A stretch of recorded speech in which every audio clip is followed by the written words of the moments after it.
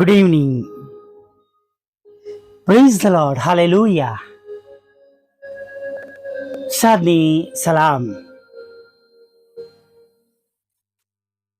ફરીને એકવાર દિવસના અંત ભાગમાં આપણે હવે જોડાવાના છે.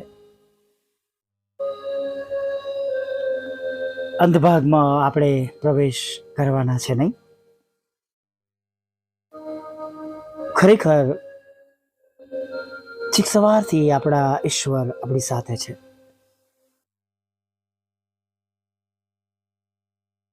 ચોક્કસ પ્રભુ તેમનું કાર્ય, તેમની યોજનાઓ આપણા જીવનમાં હંમેશા પૂરી થવા દે છે, પણ ઘણી વાર આપણે તે જગ્યા પર હોતા નથી.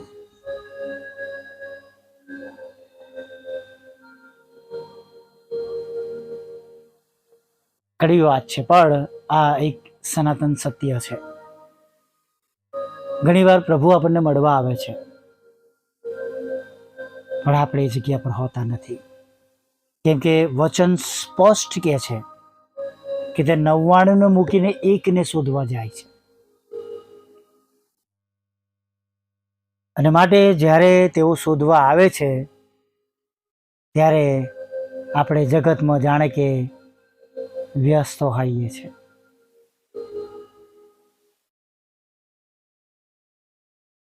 એક વખત એક વૃદ્ધ સ્ત્રી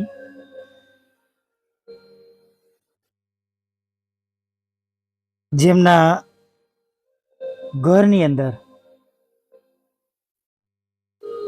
એટલે ભાડાના મકાનમાં, જેમના મકાનમાં તે રહેતી હતી,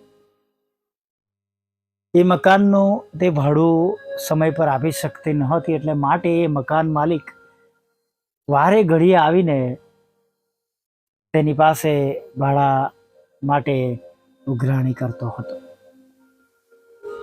અને એક દિવસ બપોરે દરવાજાનો પર ટકોર પડી અને સ્ત્રી સમજી કે મકાન માલિક હશે, તેથી તેણે ભાડું ઉઘાડ્યું નહીં. ખાસી વાર સુધી ટકોરા પડતા રહ્યા, પછી બંધ થઈ ગયા. સ્ત્રીએ માન્યું કે મકાન માલિક હવે જતા રહ્યા છે. આથી તેણે ધીમેથી દરવાજો ખોલ્યો અને બાજુવાળાને પૂછ્યું કે ભાઈ, મકાન માલિક ગયા? પેલા પડોશીએ કહ્યું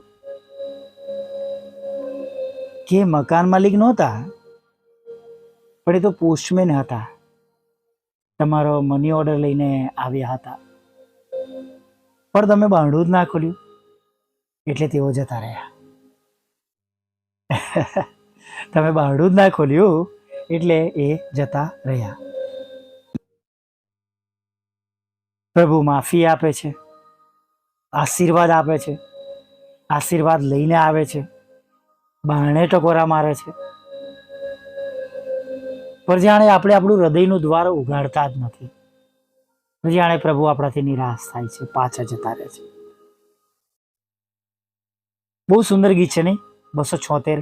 ના ના એમ કરો નહીં કોઈ, છેલ્લો ટકોરો કદાચ આ હોય, ધીરો મીઠો પ્રેમી અવાજ. નહીં? 276 નંબરનું ગીત ભજન સંગ્રહમાં ઈસુનો અવાજ. અને ચોથો અંતરો, કોણ તડછોડે આ પ્રેમી અવાજ, કોણ તડછોડે વિંધાયેલો હાથ. ના ના એમ નહીં કરો કોઈ, છેલ્લો ટકોરો કદાચ આ હોય. પ્રકાશિત વાક્યોમાં, રેવલ્યુશનમાં, પ્રકટીકરણમાં આપણે વાંચીએ છીએ કે જુઓ, હું બારણા આગળ ઊભો રહ્યો છું અને હું ખટખટાવું છું. જે કોઈ મારી વાણી સાંભળીને આજે દરવાજો ઉઘાડશે, હું માહે આવીશ, તેની સાથે જમીશ.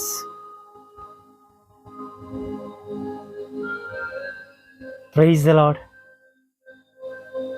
પ્રભુ આપણા દ્વારે આવવા માંગે છે. પ્રભુ આપણા હૃદયમાં આવવા માંગે છે. પણ આપણે સમજતા નથી, આપણે સાંભળતા નથી.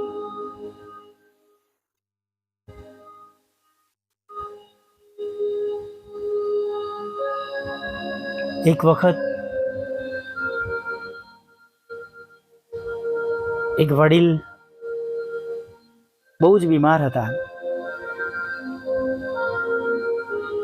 અને એમના દીકરાને એમણે કહ્યું હતું કે જ્યારે મારી છેલ્લી અણી આવે ત્યારે હું તને આપણી પૂંજી કઈ બેંકમાં જમા કરાવી છે અને એ લોકરનો નંબર શું છે હું તને આપીશ. હું તને બૂમ પાડું, બોલાવું, બેલ રાખ્યો તો બોલાવવા માટે બેલ વગાડું તો તું આવી જજે.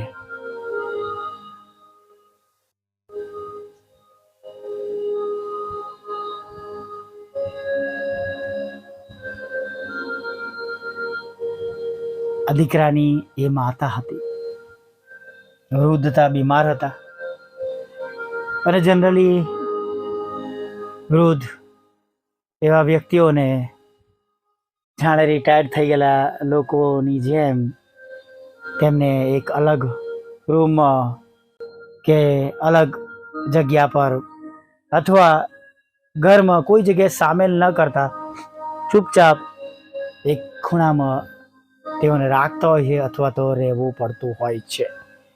આ જનરલ વાત કરું છું, કોઈને કહેતો નથી, ક્ષમા કરજો. અને એક દિવસ સાંજે આ દીકરાએ એના ઘરે પાર્ટી આપી.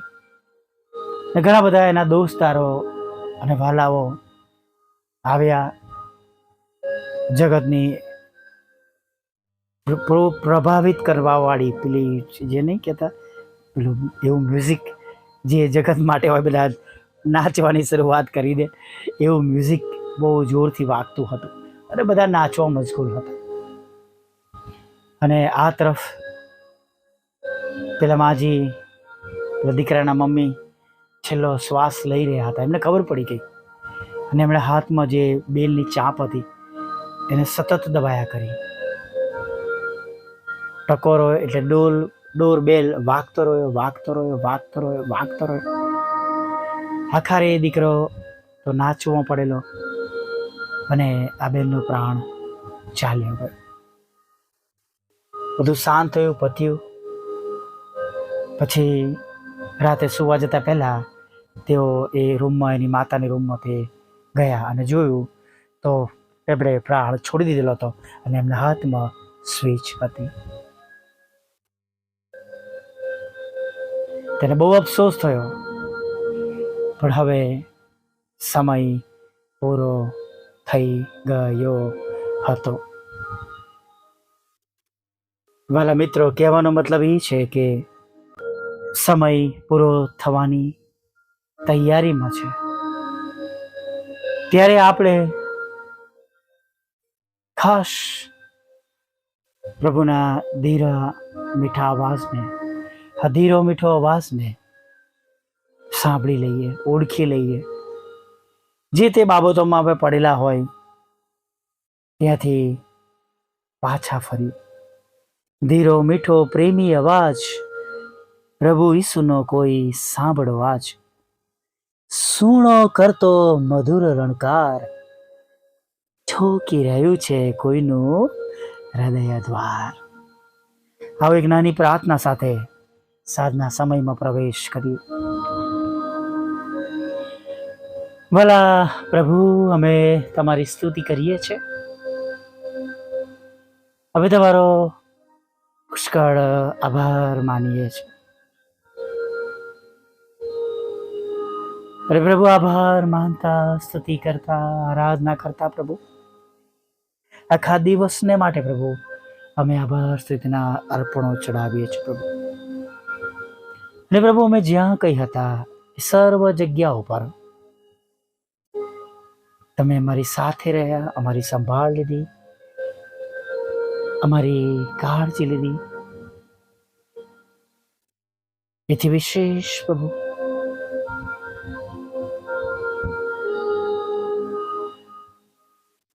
આખો દિવસ તમે અમારી પ્રાર્થનાઓ સાંભળી, અમને તંદુરસ્ત રાખ્યા, અમને ખોરાક, વસ્ત્ર, અન્ન, પાણી આપ્યા, અમારી અરજો ગરજો તમે સાંભળી. તેના માટે અમે તમારો પુષ્કળ આભાર માનીએ છીએ. અને જેમ પ્રભુ તમે અમારો અવાજ સાંભળો છો, પ્રાર્થના રૂપી વિનંતીઓ તમે સાંભળો છો પ્રભુ, એમ અમે પણ હવે સાંભળનારા બનીએ, તમારો અવાજ સાંભળીએ અને અવાજ સાંભળીને પાળનારા બનીએ. પ્રભુ કદાચ અમે કોઈ જગતના અવાજમાં ફસાયેલા છે પ્રભુ, કે જે અવાજ તમારો અવાજ અમારા સુધી પહોંચતા રોકી રહ્યો છે, તો એ અવાજને પ્રભુ તમે દૂર કરો, અમને મદદ કરો, અમે અવાજને ઓળખી શકીએ, જાણી શકીએ એવું તમે થવા દો પ્રભુ.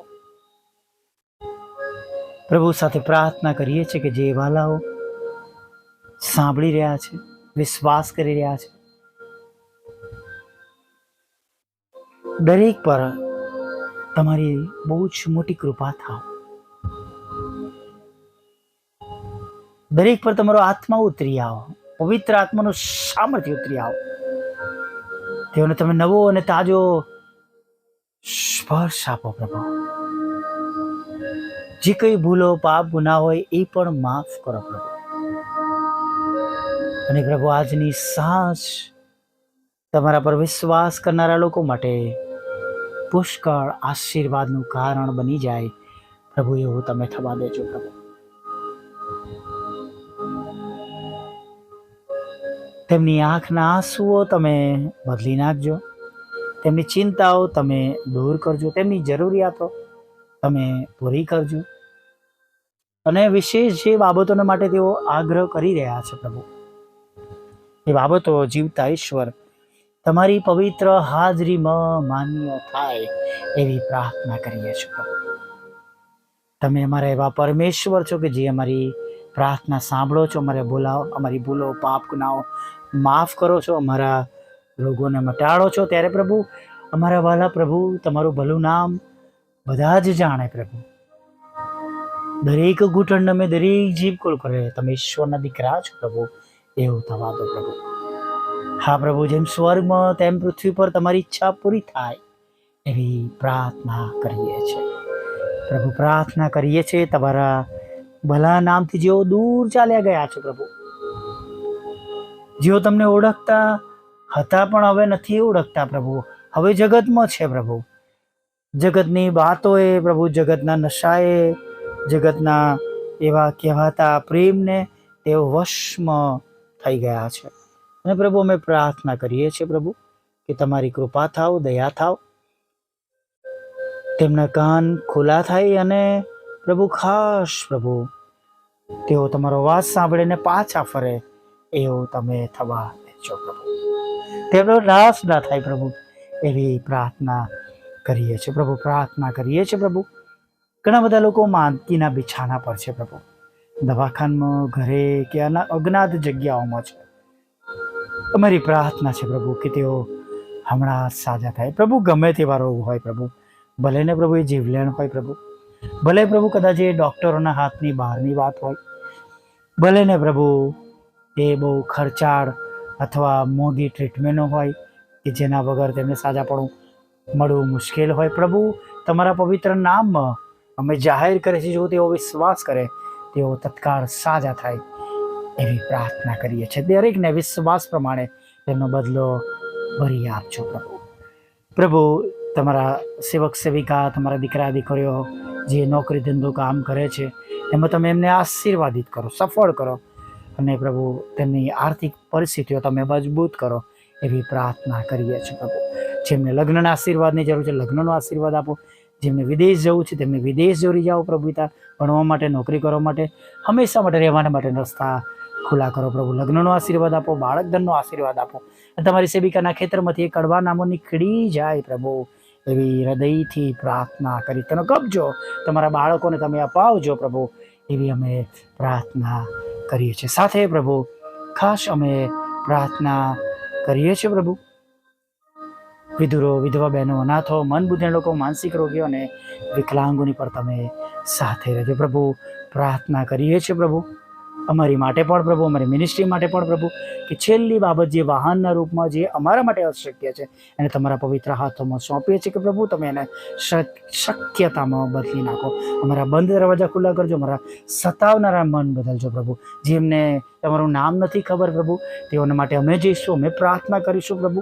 પણ પ્રભુ જેઓ તમને ઓળખે છે પ્રભુ, અને પ્રભુ તમારી યાદગીરીને તે પ્રભુ વજન પાડે છે પ્રભુ, એવા તમારા બાળકોમાંથી પ્રભુ તમે એવા સાઉલોમાંથી પાઉલ બનાવજો પ્રભુ, એવી અમે ખાસ તમને વિનંતી ભરી પ્રાર્થના કરતા. તેમની અડચણો પ્રભુ તમે દૂર કરજો ને તમે મહિમા પામજો પ્રભુ પિતા. પાપોની ક્ષમા કરજો ને એક નવી સવારમાં તમારું ભજન કરતી લઈ જાવજો. માગતા પ્રભુ ઈસુમાં આટલું સાંભળો દેવ બાપ, માન્ય કરજો. આમીન, આમીન, આમીન.